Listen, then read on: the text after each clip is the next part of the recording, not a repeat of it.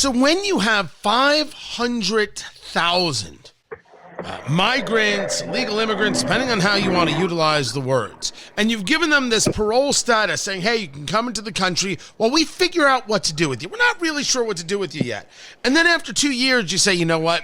You don't have the parole status anymore. You can apply for a different status or you have to self-deport. What are the odds that 500,000 people decide, okay, I can't stay in the United States anymore? The odds of that are zero. What was this process and how did it get to this point? And exactly what has this administration done to all of us? Tony Katz Today, good to be with you. Griff Jenkins joins me right now from Fox News. You catch him every weekend there on Fox. Of course, he has been covering the border since before it was cool to cover the border. I want to get into this parole conversation with you because no one has the insights like you do.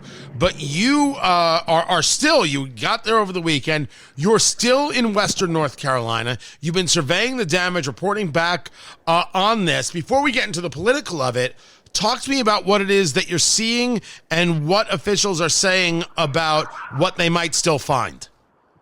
Well, let me just start with this, Tony, and that is one thing is clear. This is going to be the magnitude of the destruction that I'm standing looking at in Swannanoa, North Carolina, and you may have just heard overhead a helicopter. That helicopter, by the way, is a private citizen helicopter, private groups that were the first to respond to this tragedy. Here in Swannanoa, I'm sitting outside a tire store that has been completely wiped off, removed from its foundation, dragged in shambles over the riverbank of the Swannanoa River. It crested more than 25 feet, a van upside down, a car upside down into that creek. And for as far as the eye can see, businesses and homes are destroyed with debris and mud and everything littered everywhere. And this is just one of the Western North Carolina communities, along with Chimney Rock and Marion and other areas where literally the towns were wiped out. But what I was doing today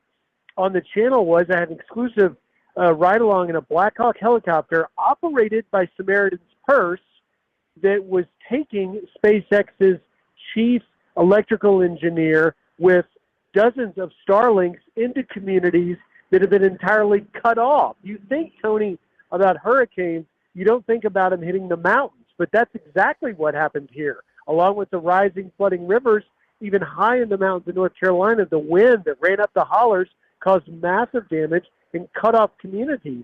And the helicopter I was with, Samaritan's First, flew into these communities only reachable by helicopter, and these people have been trapped. Yesterday I was doing it. That was day 9. Today's day 10. People are still cut off. Yeah. No power, no water, and Starlink lets them get back on in communication to talk to people and get the help they need. Now, it's really quite remarkable. The whole helicopter conversation, we had heard that people were told by law enforcement, you can't fly in here, you can't land here, you can get arrested. Is that still happening, or are they realizing they need all the private help they can possibly get? You know, I am certainly aware of that, and I haven't seen that in person. And as I've been covering hurricanes. Hurricane Katrina was the first one I covered back in 2005, and in the immediate hours and days afterwards, the story evolves, and there's a lot of conflicting stuff. It may have happened. I haven't seen it. However, I will say that a lot of the people that we talk to, particularly in those communities that have been cut off, I asked them, have you seen anybody from the government? Have you seen FEMA? And they've said no.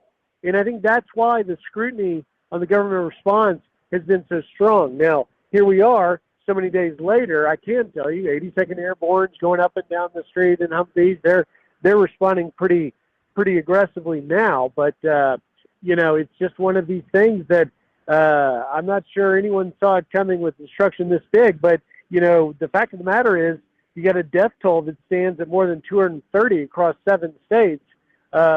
This is a situation that should have gotten a stronger response by most people's common sense analysis of it. And now they're bracing for that Hurricane Milton that just turned into a Cat 4 hurricane that's going to pummel Florida.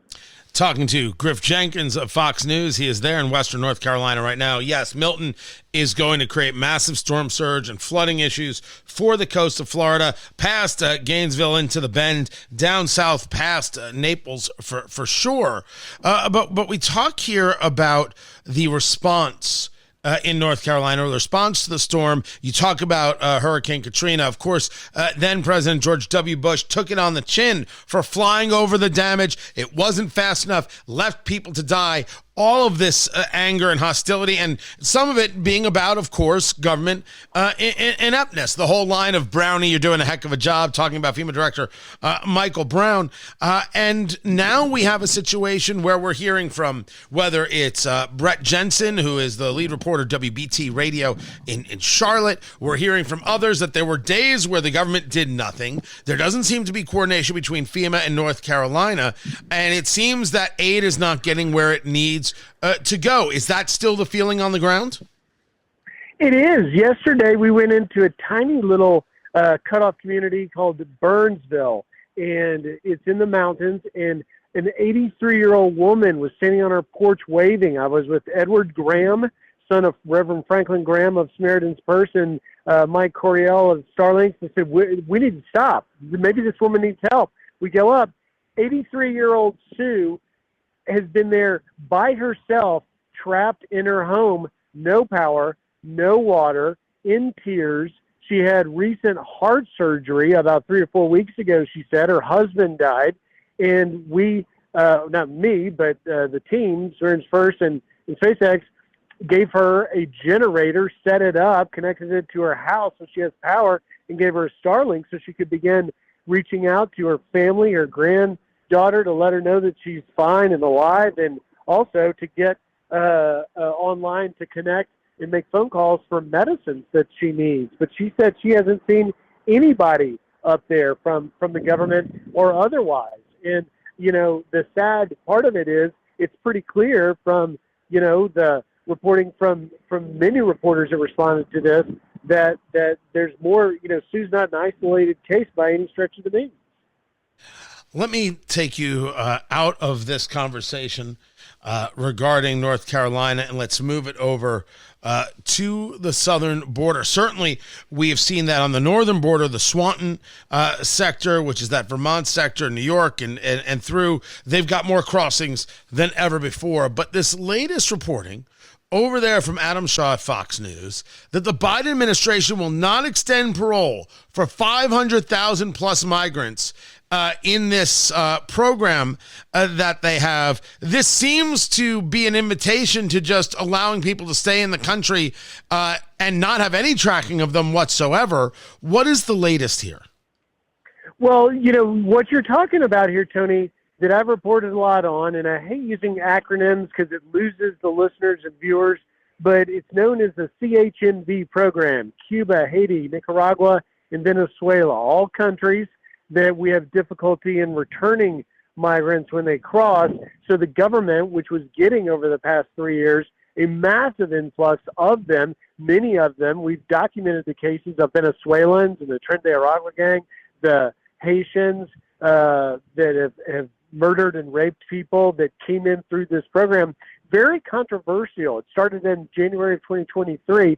They've brought now 530,000 plus people here for a 2-year parole to get permission to come legally. They needed the legal pathway to cut down on the illegal crossings. But now they're saying that when your 2 years is up, then you will not be extended. In the redefined print, you have to find an alternative way to be able to stay, another legal pathway, whether it's a temporary protected status or otherwise, to find a way. So they're telling them basically, you got to find another way to be here legally, otherwise yours expires. But they're also in the same breath saying, Tony, that they're still continuing to accept new applications to the program. So the announcement wasn't that they're ending the program altogether, which is what many critics said should have been done. They're just saying that the people that are here, if you're here now, when your 2 years is up, you'd better have a plan for a alternative or another way to stay here legally. Otherwise, you'll be put in removal proceedings. Well, how many migrants do we have in removal proceedings that aren't going to show up to self-deport? Exactly. And we know ICE is overtaxed with trying to go out and chase down, because remember, Border Patrol's on the actual border itself. ICE deals with the problem in the interior. There's an ICE official told me that they are roughly, every single ICE agent has roughly 7,000 cases they're dealing with. You can't possibly deal with bringing 7,000 people into custody if you're a single agent. And so they're having to prioritize, and the numerous stories of criminal migrants that they're having to go get is an ongoing list that's getting bigger and bigger. And so really this announcement, I think, was intended to perhaps gain a positive PR look that they're cracking down, because of course that's why President Harris's thing, but it doesn't really show. I mean, I think from a practical standpoint, it does very little, I think, to show there's any crackdown at all, because they're continuing to accept applications to the program. So they're telling people in the program they're no longer going to extend the program, but they're also telling people not in the program that we have this program and you can get in it? Essentially, yes. I mean, the program itself is not ending. It's just the people that are here on parole, when your 2 years is up, you better have another plan. Otherwise, you need to come in and self-deport, which, as we all know, if we're being honest here, is going to happen in a very few cases. Talking to Griff Jenkins over at Fox News, the idea of self-reporting doesn't happen. I mean, you know the numbers better than I, but I think we would be correct in making the assumption that it doesn't happen in the vast majority of cases. It happens possibly in some cases. When people don't self-report and therefore self-deport, in this case, we are hearing that we don't have the resources to go after these people. How are they then able to get jobs, go about driver's licenses, et cetera? Do those things get the ability to get a job revoked and the idea of having a license revoked as well? Well, that's a great question, and it's actually a really important question. I don't know the answer about whether or not they could continue to work, which is ultimately what the majority of them really want, is just a job. And that's why they came here, because there wasn't one in their country. And, you know, while there's some compassion for that, you know, economic migration is not a legitimate reason to stay here illegally or come here illegally. But I don't know the answer whether, if they already received work authorization, which they did when they came under this program, whether they can continue to work, and if it's extended or not, even if their time expires. It's a great, important question, and I guess, you know, unless you're really a dogged reporter trying to chase down cases and keep pressing in the coming months and years on the administration, I'm not sure that the American people will ever ultimately know what the result of that is. Before I let you go, certainly as you pay attention to these things, we pay attention to the election. We see what connects and doesn't connect with the voter. We know that the border is a serious issue. Is the border, as you see it, a defining issue in how some people are voting?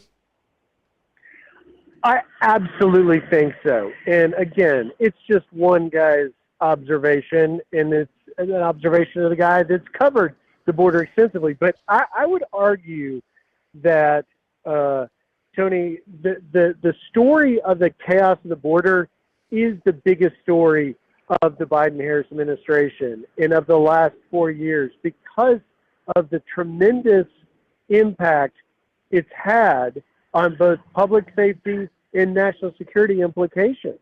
And, you know, the administration can talk all day long about how the numbers are lowest they've been, you know, since however long. But, you know, just 6 months, 8 months, a year ago, they were the highest they've ever been.